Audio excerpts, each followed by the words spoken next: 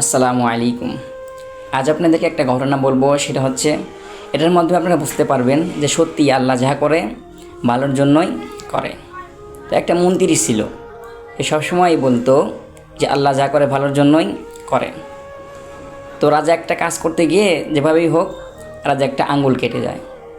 তো মন্ত্রী মশাই এসে বলতেছে যে রাজা মশাই টেনশন করেন না, ডোন্ট বি আপসেট, আপনি ভেঙে পড়বেন না, কারণ আল্লাহ যা করে ভালোর জন্যই করে। তো রাজামশাই তো দেখে ফায়ার, বেড়াতে এতদিন একা একা বলতি আমি মেনে নিতাম, সমস্যা নেই কোনো, কিন্তু এখন আমার আঙ্গুল কেটে গেছে, এখানে ভালোর কী হইল? তুই এখনও বলতেছিস আল্লাহ যা করে ভালোর জন্যই করে। আচ্ছা, যেহেতু আল্লাহ যা করে ভালোর জন্যই করে, ঠিক আছে, আজ থেকে তোকে জেলে পড়ে দিলাম আর তোর সকল মন্ত্রিত্ব কেড়ে নিলাম। তো মন্ত্রী মশাই এবারও বলতেছে যে রাজামশাই সমস্যা নেই, আল্লাহ যা করে ভালোর জন্যই করে। তো রাজামশাই তো আগের থেকে আরও রেগে গেছে যে বেটাকে শাস্তি দিতে চাইলাম, উল্টা আরও আমাকে নিয়ে ঠাট্টা করে, তখন কি করা যায়? তো রাজামশাই তো টেনশনে পড়ে গেলেন। তখন সে তার সেনাবাহিনীকে নিয়ে সে শিকারে বের হলেন।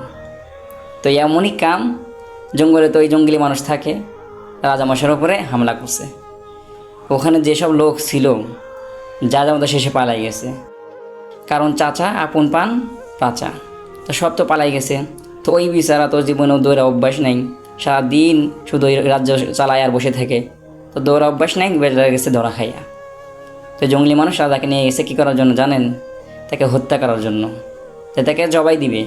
তাদের মনের আশা, তাদের বিশ্বাস করে কি যে তাদের দেবদেবের জন্য যদি প্রতি বছর একটা করে মানুষ কোরবানি দেওয়া হয়, তাহলে তাদের উপরে যে বালা মুসিবত আসে তাহলে সেটা থেকে তারা উদ্ধার পাবে। তো এই নিয়ত করে রাজাকে নিয়ে গেছে জবাই করার জন্য। তো জবাই করবে, ইন দ্য মেন টাইম একজন লোক এসে বলতেছে না না না না, একে জবাই করা যাবে না, বাদ দাও, একে ছেড়ে দাও। তো বলতেছে কী সমস্যা? তো বলতেছে যে আমাদের দেবদেবের জন্য যে কোরবানি দেওয়া লাগবে তার কোনো খুঁত থাকা যাবে না, তার গায়ে কোনো আঁচড় থাকা যাবে না। তো এবারে তো একটা লোক কাটা, একে দিয়ে হবে না, ছেড়ে দাও ছেড়ে দাও। তো রাজামাসিকে ছেড়ে দিছে, আর রাজামাসি তো খুশিতে বাঘ বাঘ এক দৌড়ে জেলখানায় মন্ত্রীর কাছে চলে গেছে।